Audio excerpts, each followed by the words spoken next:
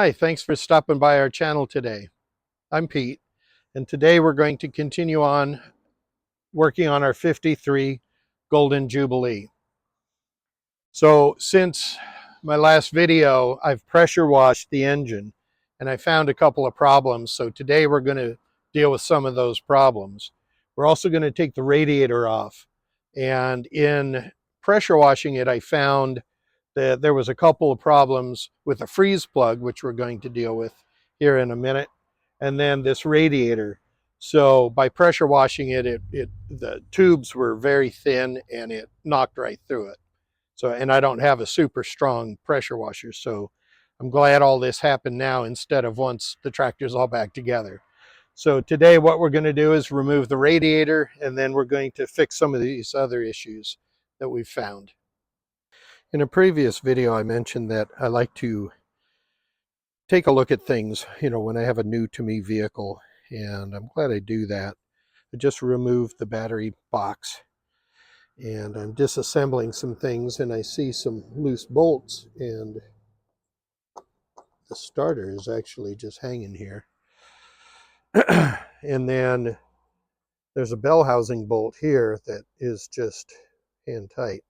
The battery box sat over this, and I think there was a tab that came down right there, so this couldn't come out all the way, but this bolts the bell housing of the transmission to the engine block. So, if one comes loose, it puts stress on all the others. And then here's another reason I like disassembling things. When I look at the freeze plugs, that one looks okay, but that's the one behind the starter. So let me take the radiator cap off. Yeah. So by pressure washing it, that was just enough to knock out that rusted lower half of the freeze plug. Some people call them soft plugs, freeze plugs. Now we're going to replace the freeze plugs. And this one here was really bad. So that's the freeze plug as it came out. I don't think it's supposed to be like that. So I didn't know how this was going to go. So this is kind of difficult. So I didn't want to waste a lot of time taping that, but I just wanted to show you. So years ago, probably 40 years ago, I made this tool. And this is just a really cheap chisel. Great neck. Yeah, super cheap. But like I said, I use this thing all the time whenever I do freeze plugs. I've dulled the end of it, so it's more like it's just flat. It's kind of got a point to it this way, so it kind of has a peak. So when you're doing it, when you're knocking these freeze plugs out where it's really bad, you get in there and you start going through, and it gets really tough. Fortunately, there was one little corner that I found that hadn't gone through, and I was able to push that in. So this one I've got out, and I've already put the new one in here. So reason for doing that is I got like 4 different sizes. There wasn't an identical match to what I had, but these work really well. So this is a Dorman 555047. And it works really well. So I'll show you how to knock that out, doing that for the forward freeze plug. Now, on the inside, there's a cavity. I've already done this one, so I know how deep that cavity is. But before doing that, if the cylinder is right close to the back of the freeze plug, if you knock this in, you could crack, if you pound on it really hard, you could crack the cylinder wall. So when you're doing this, I always like using just a smaller ball peen hammer, and instead of really muscling it, just tap on it. Use the weight of the hammer to do all the work, because that way you're not driving it in, and if it stops, then there's a cylinder wall or a web or something in there. So with this, fortunately, I found out it doesn't. It's pretty far back. It's probably 1.25 inches, 1.5 inches. So with this, if you start knocking on the bottom, that's where you're going to find the weakest points. So I always try to start up in a corner, up in a top corner.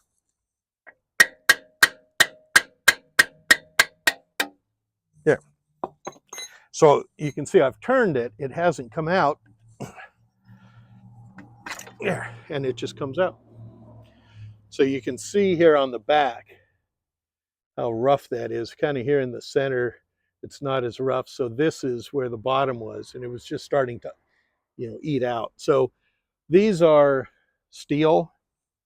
Whenever I do them, I usually like to do brass, but unfortunately they don't make brass in this size, at least not that I can find.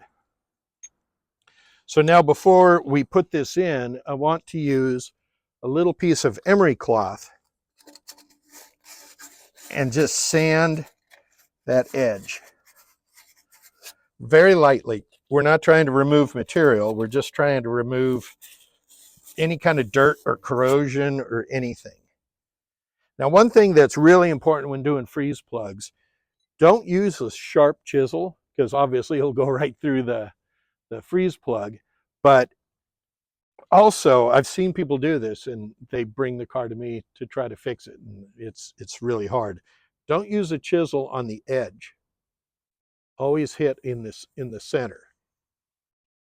If you use a sharp chisel on the edge and drive it out that way, you can actually put a groove in the block, and that's hard to fix.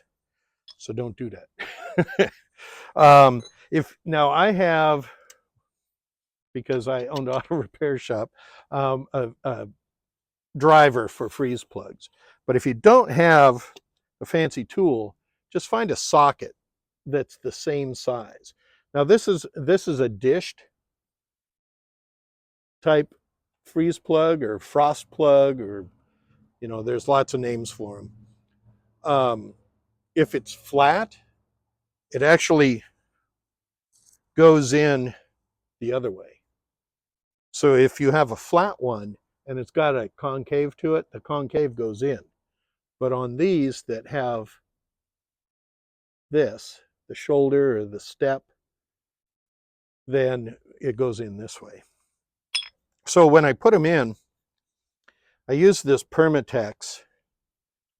It's non-hardening formagasket. It's really thick.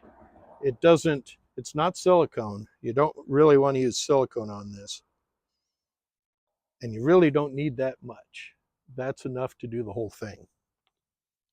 So we'll just smear that around, get a good coating on this thing, and rub it all the way around.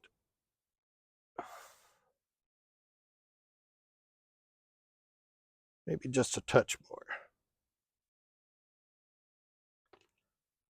But yeah, you don't want to glob a lot of silicone and stuff in there. And this stuff's super, super thick, but it doesn't harden. So it'll stay somewhat pliable its whole life. And then with this tool, you just want to put that in like that. And then, like I said, don't use a huge hammer. You don't want to smash this thing in there.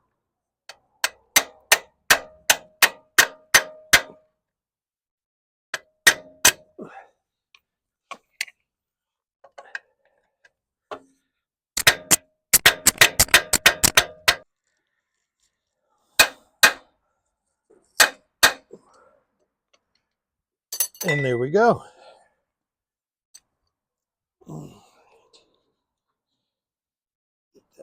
Any excess, get that wiped off. Stuff's really thick and gummy, but there we go. So now we have both of our freeze plugs done. So to take the radiator off, I started with these hoses. They're very crusty inside. When you squish them, they're very crispy. So they've been that way for a long time. So I took a knife and I sliced and I pulled them off. So we're able to get that off. And then underneath, there's two 11/16 nuts that just come off. That's one.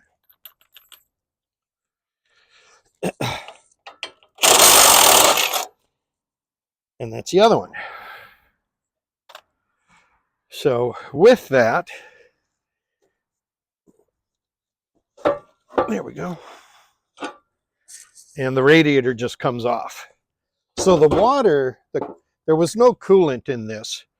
And because of that, one of the freeze plugs rotted out and the radiator's kind of pretty rusted up and leaking. So we're also going to replace the water pump. I just don't want to take a chance with it. And it's just right here. And I think looks like there's 3 or 4 bolts. We're also going to do the thermostat.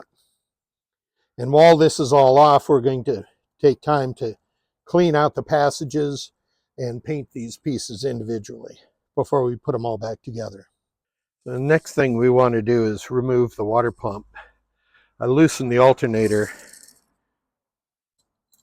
a little bit ago and soaked the bolts because everything looks pretty rusty. And these 4 bolts are 7/16. Break these free. The small tiny bolts I always like to break free by hand rather than using any kind of electric or air tools on, because an air tool will snap something off if it's frozen where you can feel it with a regular wrench.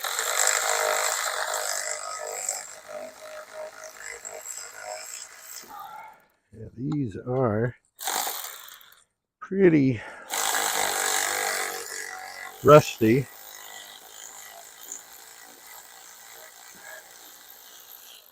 Probably going to be replacing these bolts because they are, well, I don't know. We'll see.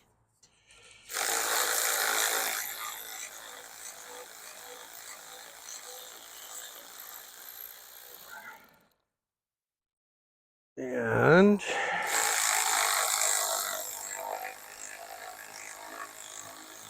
get this one off. And then I left the last one in just a little bit to hold the thing together. All right. So that got the fan off. Now with the water pump bolts, here, let's get this belt off first. This belt has definitely seen better days. Let's feed that through there. Yeah, that belt's done. All right, now so the same thing with these bolts on the water pump. I've soaked them with PB Blaster, but I want to break them free with a hand wrench because I don't want to snap something off. Like that one. There we go. There we go. Now it's going. With an impact gun or a driver or something like that, I'm always afraid of snapping things off. With these big suspension bolts, they're much tougher, so you're likely not to break those. But these little water pump bolts, if they snap off, you're kind of screwed because they're inside. It's a blind hole, so trying to drill that out, not my favorite.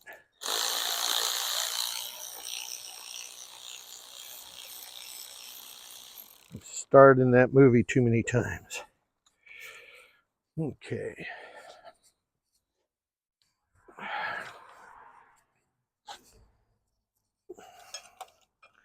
See if we can get our socket off now. There we go.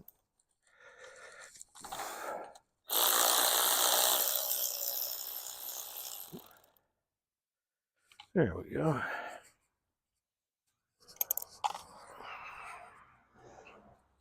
All right.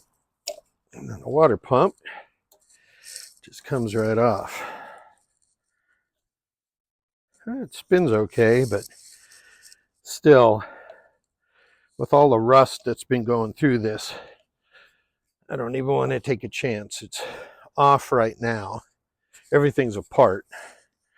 So why not just take care of it now? Good. So next we're going to take the alternator off and the alternator brackets. I think I already loosened these, yes. So let's take these off. And let's get this lower alternator bolt out. There we go. Get the washer. Here we go.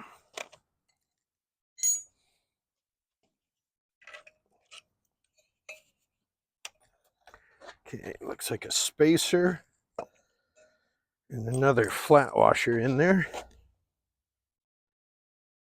That goes on that long bolt. There we go.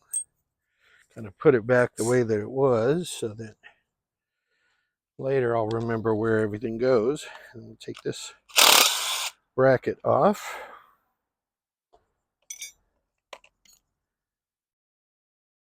And then I'm going to change out this thermostat also. So we're going to take that housing off. It has a new silicone around here, so I'm thinking that maybe somebody has replaced this recently. But there again, I just don't want to take a chance with any of this stuff. And you can see how rusty everything is there. Inside, whoever took care of this before really didn't do any favors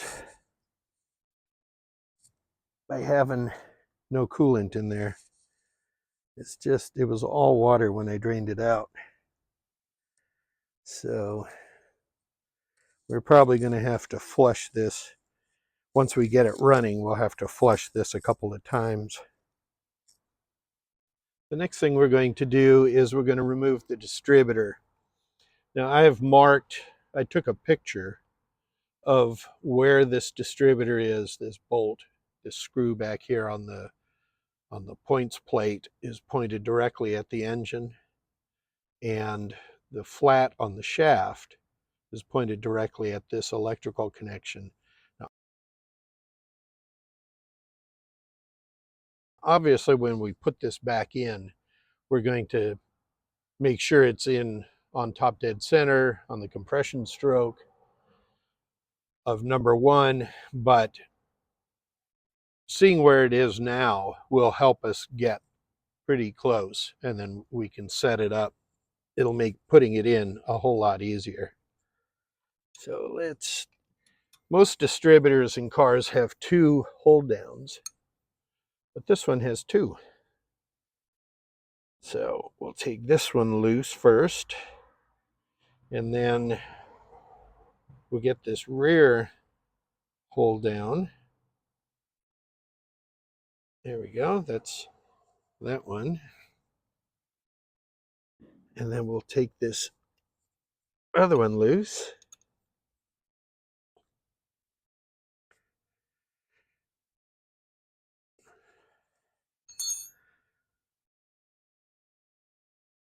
And then we'll pull this distributor out. I'm going to go through the distributor and make sure everything inside looks decent right now, but so far with this tractor, we've seen several things that we didn't like. So this should just pull straight up. Yep.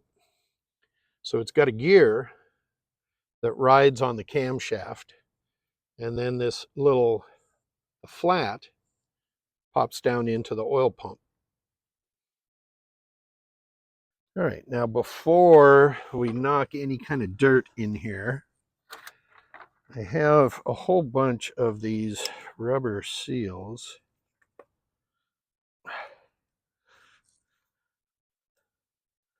Rubber plugs, plastic plugs. See if we have one that fits. Now, if you don't have one of these things, this one's rubber. That one seems like it fits a little bit better. Let's push it in. Yeah, there we go. All right, so if you don't have one of these, just look around and see if you can find something with that diameter that fits down in there. You know, even like a paper towel, the cardboard of the paper towel, or you know, toilet paper roll, something that will have the same diameter that will fit in there, that won't fall out when you're cleaning it. So you can see all this other stuff we want to scrape off and wash off, that when we were pressure washing it, wasn't able to get to it. But yeah, we just don't want any of that to fall into the engine. Well, it's starting to rain again, so I think we're going to end this video here. We've got quite a bit of stuff done to the tractor today. I appreciate you guys stopping by. I really hope this is helping somebody with their Ford tractor, or at least inspiring somebody to start their own small farm. If you find this content interesting, please like the video, and please subscribe. We're going to have a whole lot of stuff coming up. We've got a bunch of parts on order for the tractor, so I'm thinking, I've had a couple of questions about the farm truck that we have. So I'm thinking maybe while we wait for parts for the tractor, our next video will just be kind of a walk around on our 1945 International K, and see if that's of any interest. It was quite a project. It took about 3 years to get it to the point where it's at now. It's by no means done. It still has some work that needs to be done, especially to the bodywork. But yeah, I think our next video will probably be on the International. It's a 1945 International K5, and it has a flatbed with a dump bed on it. So it's a pretty cool old truck, but it's on a newer chassis, so it drives like a new truck. So that'll be our next video. I really appreciate you guys stopping by, and we'll catch you on the next one.